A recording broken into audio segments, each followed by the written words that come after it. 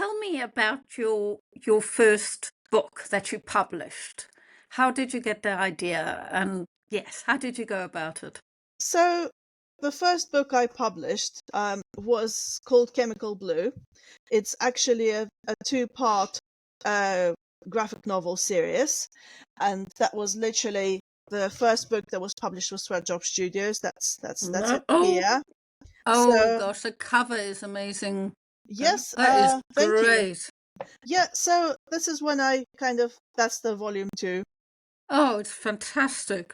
So it's very different to the stories I create now. It was very much a school kind of based slice of life, comedy. And that's because I was enjoying those kind of stories at the time. So I always, Yeah. always think about creating stories that I would like to read myself. And it was partially inspired by obviously my experience as an educator, in schools and so on. Uh, some characters are actually based on real people. They will never know, but unless un, Yes. unless they're listening to this podcast, of course. But partially was based on the town where I was living at the time. It was a seaside town. So I started telling this story, and I think I created the first kind of two chapters. I was drawing the first two chapters, and then I contacted Sweatdrop Studios, and I said, "What do you think?" And that's kind of how it started. So to join Sweatdrop Studios, because it's a very small Mm. group of creators, you would need to sort of see how you would gel together, which was a really nice practice, really. So I remember meeting them at MCM Comic Con in London, and then we Oh, went great. to the pub and had a little informal chat and so on. And then the group said, yes, we'll take you on. And it was great, actually. So I just continued with the story. And interestingly, volume one came out Mm. literally days before my eldest son was born. And Wow. then volume two came days before my youngest son was born, and I had a daughter in between. So it was a really busy 5 years. I can imagine, yeah.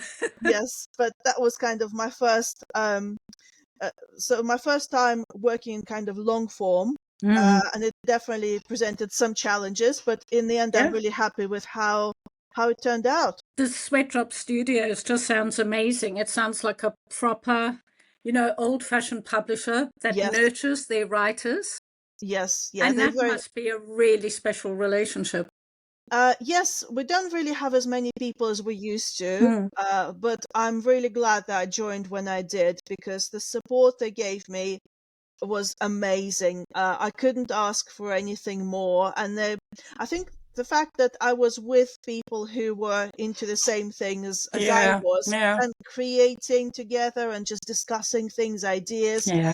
We did a few compilations as well, where basically each artist created a separate story, and we put it And together in a book, yeah, lovely. which was fantastic, because we would help each other with editing. If someone was behind the deadline, we would help each other with sort of coloring and so on, which is lovely. Yeah. And when we all lived in the same part of the country, we used to do socials as well. Not so much Nice. anymore. Yeah. But yes, I would. Yeah, you said absolutely correctly that it's very kind of it's seen as old fashioned now, but it's just precisely what I needed at the time. Yeah. And I think it's been a loss to publishing that they've got so big and so much more sort of like a factory line. And